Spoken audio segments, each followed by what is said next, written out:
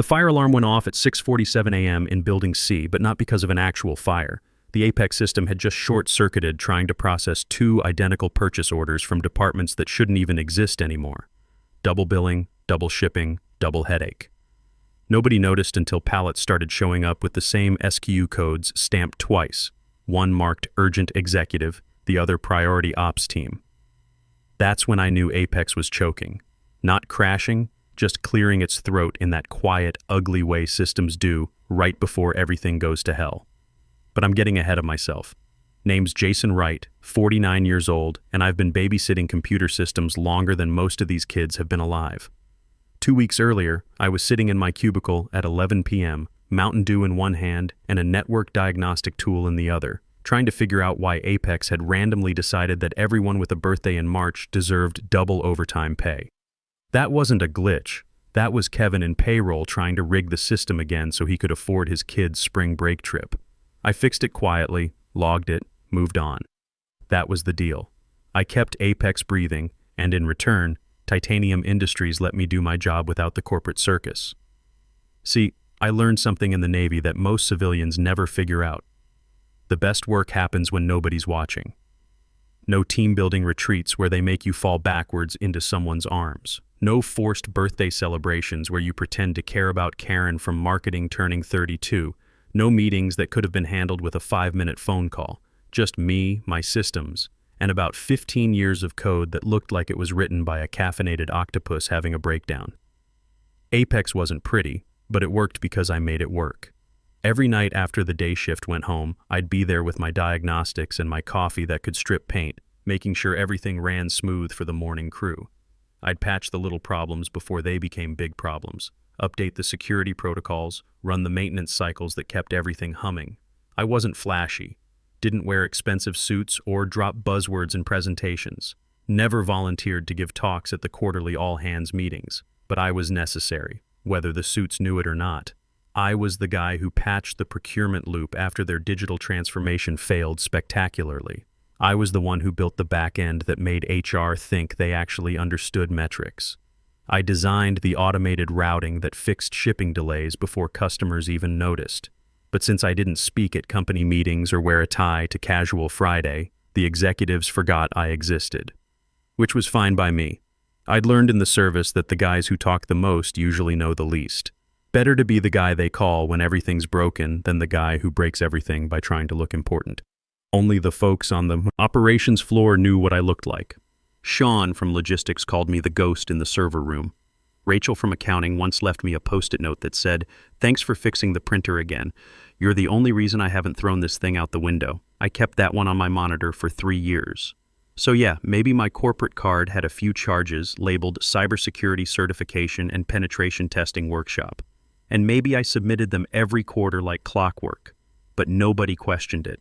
Not finance, not HR, not even the VP of operations. Why? Because when Apex hiccuped, people missed bonuses. When Apex failed, people lost jobs. When Apex died, well, we'll get to that. I kept my world simple. Quiet updates after hours, system reports routed through my console, admin credentials rotated weekly like we did on the ship, and yes, I backed everything up off-site, triple encrypted, biometric locked. You think I trust Lucas from Junior IT with access to anything more complex than his email password? The kid once clicked on a "You've won a free iPhone" pop-up and bricked his laptop 3 times in 1 week. They called the system Apex because it held everything together. Logistics, payroll, vendor timelines, internal workflows, budget tracking, shift scheduling, compliance monitoring, even the snack machine restocking orders. If you unplugged me, the lights would stay on, but nothing would move. You'd have a Ferrari with no keys, no gas, and the engine locked behind about 6 firewalls and a digital sticky note that said, "Nice try, buddy." But nobody asked how Apex worked. They just assumed it was magic, like the coffee maker or the air conditioning. Push a button, stuff happens. And I kept it that way because that's what worked. Until she showed up. Ashley Morgan. If arrogance were a cologne, she'd bathe in it. Fresh MBA from some private school where they teach you buzzwords instead of how things actually work. perfectly manicured nails that had never touched a keyboard for more than typing emails, and hired straight into HR because her daddy, Richard Morgan, happened to chair the board of directors.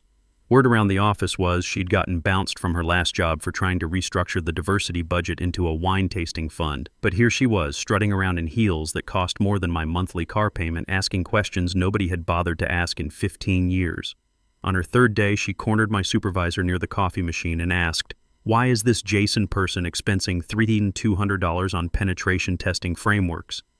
My supervisor, bless him, replied, "Because if he stops, our company gets penetrated, and not in a good way." Ashley didn't laugh, didn't even crack a smile. She just wrote something down in her little leather notebook and walked away. I should have known right then that the countdown had started. She went straight to finance, straight to compliance, straight to Daddy's office on the executive floor. I knew because Sean from logistics saw her marching around with my expense reports printed on bright pink paper, like she was carrying evidence of a crime. The way she slammed those papers on conference tables, you'd think she'd discovered I was embezzling funds to buy a yacht. The thing is, those courses weren't some luxury spa weekend. They were enterprise-grade cybersecurity certifications. The kind of training that keeps companies from getting their data stolen by some 14-year-old in Romania with too much time and a grudge. But Ashley saw dollar signs and assumed fraud because that's what business school teaches you. Everybody's trying to scam you. The meeting was supposed to be about Q4 budget planning, 2 hours of PowerPoint slides explaining why a pizza party should make up for the bonuses they canceled last quarter. Standard corporate theater. I showed up because the invite said mandatory, and I'd learned in the Navy that you show up when ordered, even if it's stupid. I sat in the back like always, nursing coffee that tasted like it had been filtered through old gym socks. The usual suspects were there. Department heads checking their phones, middle managers pretending to take notes, executives looking like they'd rather be anywhere else. Nobody noticed me. Nobody ever did. Until Ashley clicked to slide 7 and made my name the headline. "Let's talk about accountability," she said, and the room temperature seemed to drop 5 degrees. My name sat there in bold Arial font like a wanted poster. Jason Wright. Ongoing non-compliance with expense policy. She was enjoying this. You could tell by the way she paused, letting the silence build like she was conducting an orchestra of corporate drama. This was her moment to prove she belonged in Daddy's company, that she could spot problems the old guard had missed. "I conducted a thorough review of recent expenses," Ashley continued, voice carrying that practiced authority they teach in MBA programs. "And I found multiple charges from this employee who operates completely unsupervised. Courses, licenses, training programs, whatever he wants to call them." The room was dead quiet now. Half the people there didn't even know my name 5 minutes ago. But suddenly, I was the most interesting person in the building. Ashley was feeding off the attention like a plant in sunlight. She finally turned to look at me. The whole room followed like dominoes falling in slow motion. "Jason," she said, and my name sounded different coming from her mouth. Smaller somehow. "Would you like to explain why you've been using company funds for personal development without proper authorization?" I didn't answer immediately. In the Navy, we learned that silence can be a weapon if you know how to use it. Let the other person fill the empty space with their own assumptions. She didn't wait long. "I've already cleared this with the board," Ashley announced, raising her voice like she was addressing a courtroom. "Effective immediately. Your employment is terminated for violation of expense policies and failure to follow proper approval procedures. Please surrender your badge and log out of all systems. Security will provide escort if necessary." The silence that followed was the kind you feel in your chest. 23 people holding their breath, waiting to see if I'd explode. Beg. Throw something. The executives looked uncomfortable. They knew enough to understand that firing the IT guy might not be smart, but they also knew better than to question Richard Morgan's daughter in public. I stood up slowly. No drama, no outburst. Just a calm rise from my chair, like I was getting up to refill my coffee. Reached into my pocket and pulled out my ID badge, the little plastic rectangle that had gotten me through the front door every morning for 15 years. I walked to the center of the room, past the conference table with its polished surface reflecting the overhead lights, past the projector still displaying my name like an indictment, set my badge down gently next to the coffee carafe and the stack of pastries nobody was eating. Then I looked at Ashley, just once, direct eye contact, the way you do when you want someone to remember exactly what you said. "You have 5 hours," I told her. She blinked. "Excuse me? 5 hours before your main systems lock down." And then I walked out. No microphone to drop, no grand speech about loyalty or justice. Just those 8 words hanging in the air like smoke from a gun. Nobody heard fire. Behind me, Ashley let out that forced little laugh people do when they're not sure if they've been insulted. "Was that a threat?" she called out, but I was already at the door, already gone. The elevator ride down felt longer than usual. 15 floors of polished chrome reflecting my face back at me, showing a guy who looked calmer than he had any right to be. Because here's what nobody in that room understood, what Ashley never bothered to learn in all her research. Apex didn't just run logistics. It was logistics. Every invoice, every shipment, every payroll distribution, every compliance report, it all flowed through systems I'd built from scratch. And those expensive courses she'd flagged? They weren't luxuries. They were the keys to the kingdom, enterprise-grade certifications that tied directly to my personal credentials. No shared logins, no backup administrators, no emergency overrides. One name, one fingerprint, one person who knew where all the digital bodies were buried. Me. 5 hours. That's how long the automated security protocols would take to complete their final cycle before permanent lockdown. It wasn't sabotage, it was built-in protection. When the primary administrator leaves without proper handoff, the system protects itself the only way it knows how. The elevator opened on the 3rd floor, and I walked toward my desk past coworkers who looked like they'd seen a ghost. News travels fast in office buildings. Lucas from Junior IT was standing by the printer, mouth open like he wanted to say something but couldn't figure out what. My cubicle was exactly as I'd left it that morning. Half-dead cactus on the windowsill that Rachel had given me 3 Christmases ago. Bobblehead of a Navy mascot that I'd superglued back together after the holiday party incident. 2 coffee mugs with stains that could probably be carbon dated. I pulled out my backpack and started packing. No tears, no angry drawer slams, just the quiet shuffle of cables and backup drives finding their way into zippered compartments. 15 years of accumulated desk junk, and most of it wasn't worth keeping. The whispers started about 5 minutes later. Did he really get fired? What's going to happen to the systems? I thought he was the computer guy. Nobody came over to ask directly. That's office culture for you. Everybody's curious, nobody wants to get involved. Ashley strutted back onto the floor about 10 minutes later, walking like she'd just solved world hunger. Her heels clicked against the tile with the rhythm of someone checking items off a to-do list. She did a little victory lap past the engineering section, made sure everyone could see her confident smile. She had no idea what she'd just done. I reached into my bottom drawer and pulled out a USB drive. Black, unmarked except for a piece of masking tape across the top with good luck written in Sharpie. Set it right in the center of my chair cushion where someone would definitely find it. No fireworks, no dramatic gesture, just a little digital breadcrumb for whoever inherited this mess. Zipped up my backpack, grabbed my jacket, and headed for the elevator. Didn't look back, didn't slam anything, just walked out like it was any other day. The elevator hummed quietly as it descended, and I could hear Apex humming in the walls around me. All those servers and switches I'd maintained for 15 years, still running on autopilot. For now.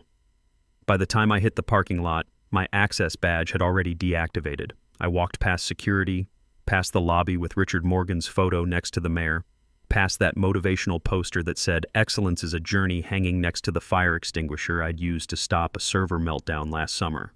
Outside, the air was crisp. October in Portland, that clean smell you get when the rain's coming but hasn't started yet. I didn't punch the sky or kick anything, just sat in my truck, pulled out my backup phone, and sent one text message to an old Navy buddy who worked at North Star Defense Solutions. Available immediately. Call when you get this. Then I drove home. No plan to come back, no exit interview, no forwarding address for my final paycheck. But that USB drive sitting on my chair, that was either going to be very helpful or very entertaining, depending on who found it first. Hour 1, it started small. A missed shipment here, a glitched report there, the kind of thing that happens every day in any big company, so nobody panicked. Yet. The first real problem was a truck loaded with priority samples for the Chicago trade show. It should have left the dock at 8 a.m., but the shipping label printed blank. When the warehouse guys tried to reprint it, Apex spat out a page full of question marks and a single crying emoji, something I'd programmed as an Easter egg years ago when I was bored during a night shift. "Printer error," said the warehouse manager, and tried to route it through the backup system. That's when Apex informed him that the backup queue had been temporarily relocated to a parallel universe, another one of my jokes that nobody had ever seen before. Up in accounting, Rachel noticed that half the morning's invoices were stuck in draft status.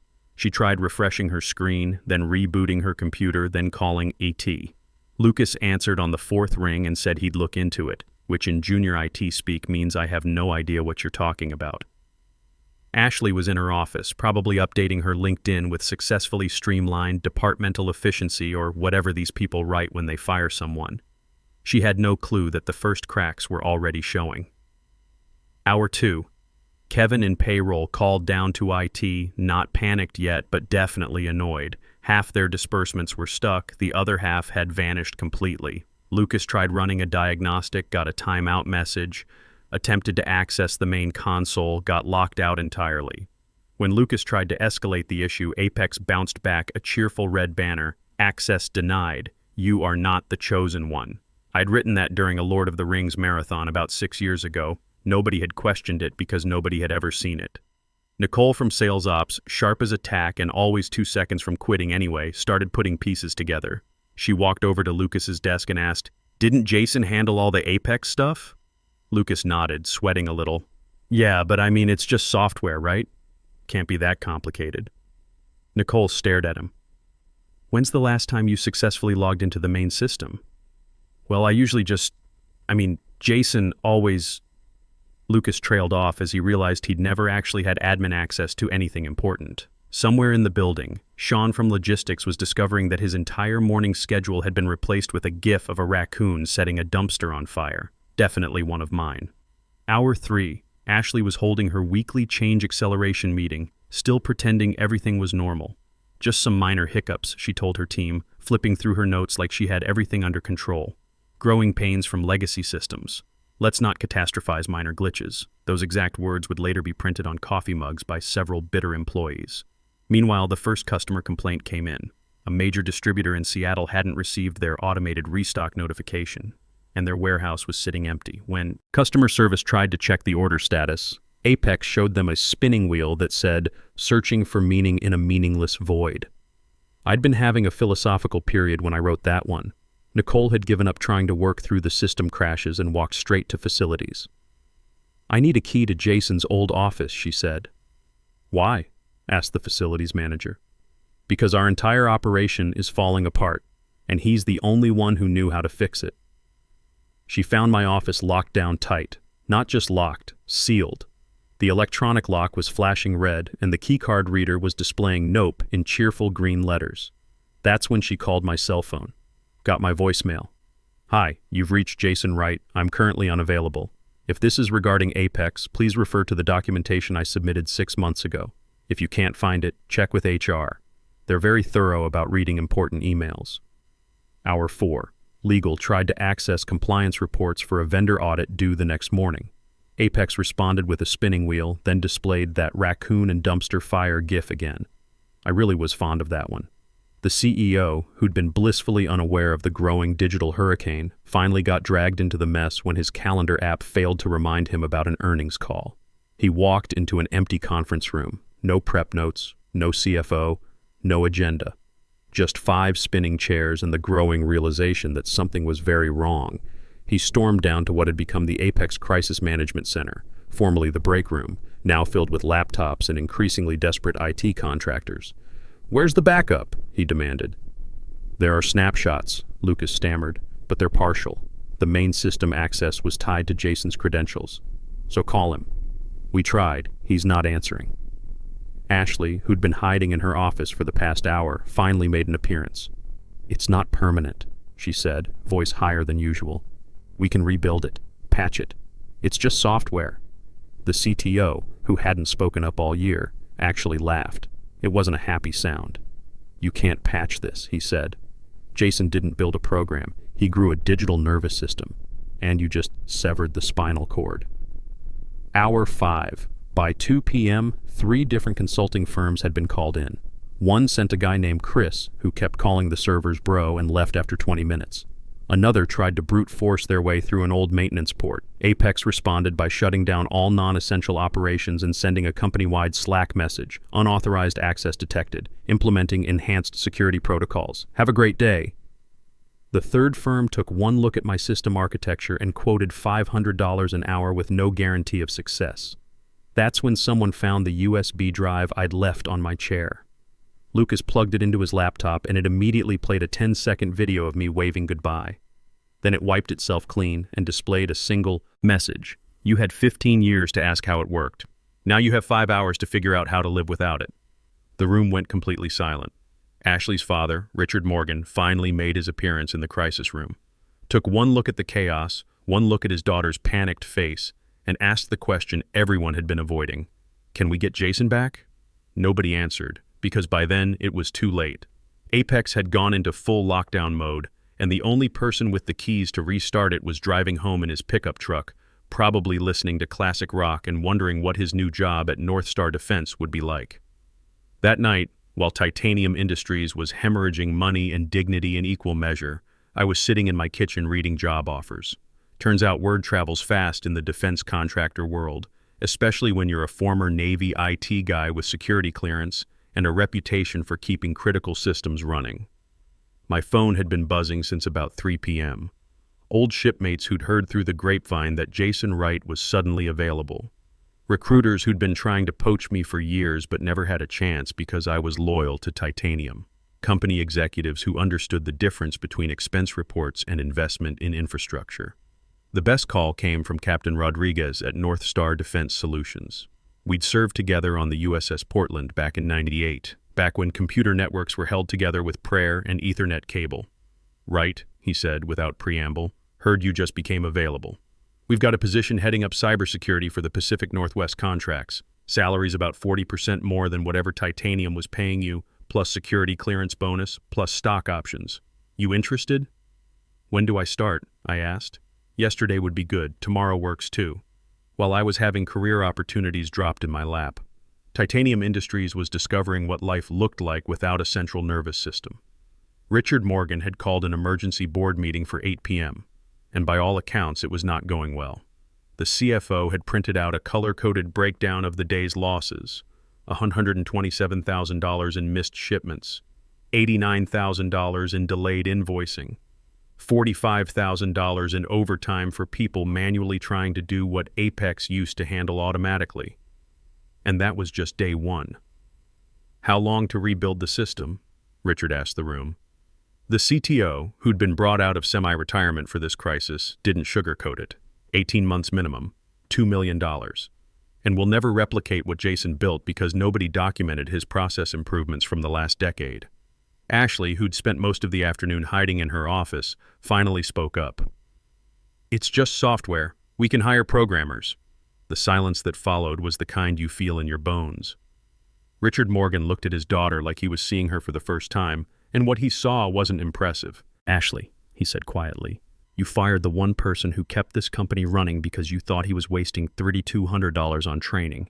Today alone cost us more than he spent in 5 years." She tried one more defense. "He didn't follow proper procedures.